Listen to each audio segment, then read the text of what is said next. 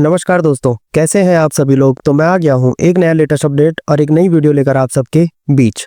दोस्तों, पाकिस्तान एक बार फिर घबराहट में है, लेकिन आखिर क्यों? ऐसा क्या हुआ है कि भारत और अफगानिस्तान की एक मुलाकात ने पाकिस्तान की नींद उड़ा दी है। आज के इस वीडियो में हम जानेंगे भारत और पाकिस्तान के नए गठबंधन के पीछे छिपा वो सच, जिसने इस्लामाबाद की राजनीति में हलचल मचा दी है। ये सिर्फ एक खबर नहीं है, बल्कि दक्षिण एशिया की पूरी कूटनीति को झकझोर देने वाली कहानी है और स्टूडेंट्स के लिए बेहद जरूरी करंट अफेयर्स टॉपिक भी।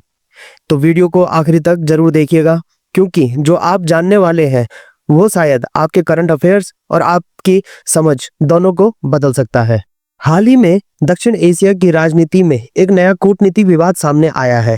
पाकिस्तान ने अफगानिस्तान के कार्यवाहक राजदूत को इस्लामाबाद में तलब किया है, ताकि वह भारत और पाकिस्तान के बीच जारी किए गए संयुक्त बयान पर अपनी आपत्ति दर्ज करा सके।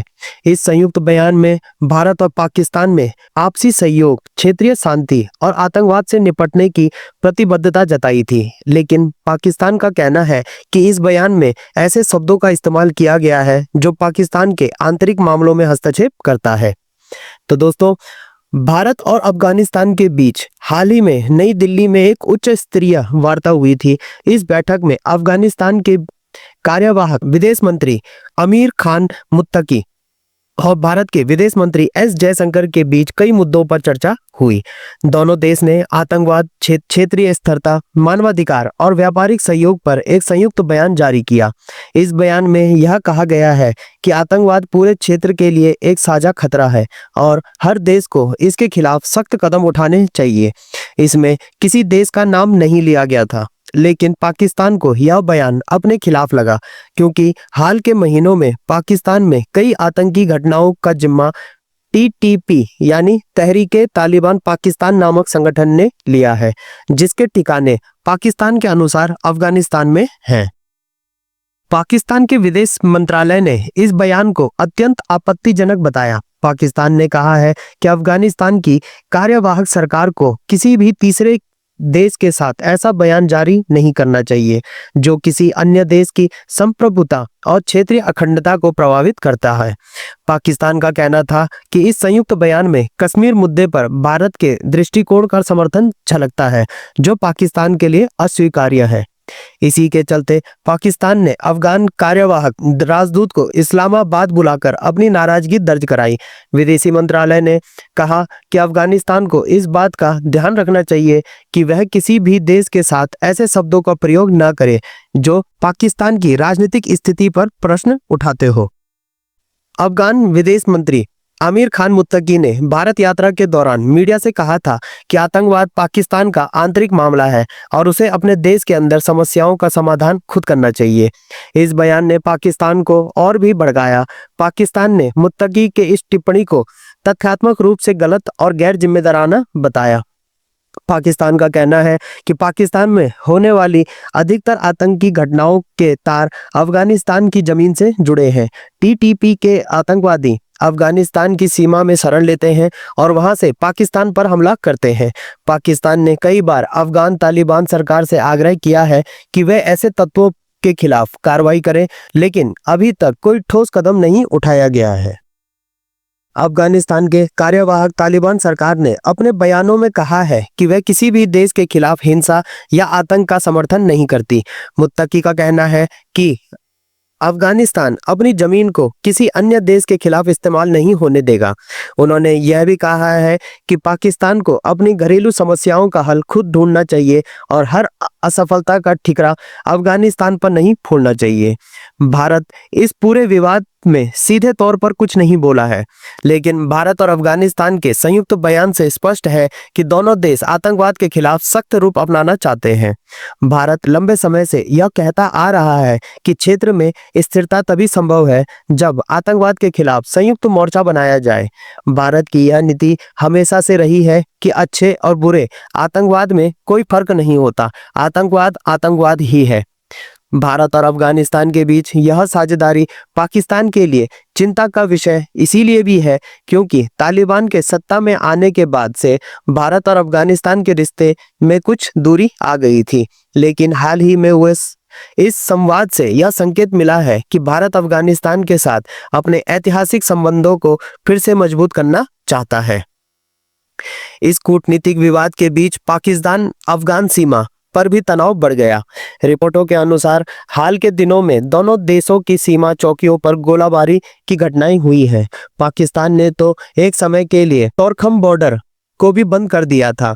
इस घटना ने दोनों देशों के बीच संबंधों में और कड़वाहट बढ़ा दी है। यह पूरा विवाद सिर्फ पाकिस्तान और अफगानिस्तान के बीच नहीं है, बल्कि इसका असर पूरे दक्षिण एशिया की स्थिरता पर पड़ सकता है। भारत, पाकिस्तान और अफगानिस्तान तीनों परमाणु शक्ति वाले देश हैं। अगर इन दोनों देशों के बीच अविश्वास बढ़ता है तो यह पूरे क्षेत्र की शांति और आर्थिक विकास को प्रभावित करेगा। आतंकवाद के खिलाफ लड़ाई में अगर सहयोग की बजाय आरोप प्रत्यारोप का माहौल बनेगा तो इससे आतंकवादी संगठनों को ही फायदा होगा। यह बात अंतर्राष्ट्रीय समुदाय भी बार बार कहता है कि दक्षिण एशिया में स्थिरता तभी संभव है जब भारत, पाकिस्तान और अफगानिस्तान के बीच संवाद और आपसी समझ बढ़े। पाकिस्तान की आंतरिक राजनीति भी इसी विवाद से जुड़ी हुई है। देश पहले से ही आर्थिक संकट, राजनीतिक अस्थिरता और सुरक्षा चुनौतियों का सामना कर रहा है। अंतर्राष्ट्रीय मुद्रा कोष IMF के साथ समझौते, बढ़ती महंगाई और आतंकवाद की घटनाओं ने पाकिस्तान की जनता को प्रभावित किया है। ऐसे समय में विदेश नीति के मोर्चे पर कोई भी विवाद सरकार के लिए एक राजनीतिक मुद्दा बन सकता है। विशेषज्ञों का मानना है कि पाकिस्तान इस विवाद का इस्तेमाल घरेलू स्तर पर जनता का ध्यान भटकाने के लिए भी कर रहा है। वहीं अफगानिस्तान की तालिबान सरकार भी अंतर्राष्ट्रीय मान्यता पाने की कोशिश में है और भारत जैसे बड़े देशों के साथ अच्छे संबंध दिखाकर खुद को वैश्विक मंच पर सकारात्मक रूप से पेश करना चाहती है। संयुक्त राष्ट्र और अंतर्राष्ट्रीय समुदाय ने अभी तक इस विवाद पर कोई औपचारिक प्रतिक्रिया नहीं दी है, लेकिन विशेषज्ञों का मानना है कि आने वाले हफ्तों में यह मुद्दा वैश्विक मंचों पर चर्चा का विषय बन सकता है।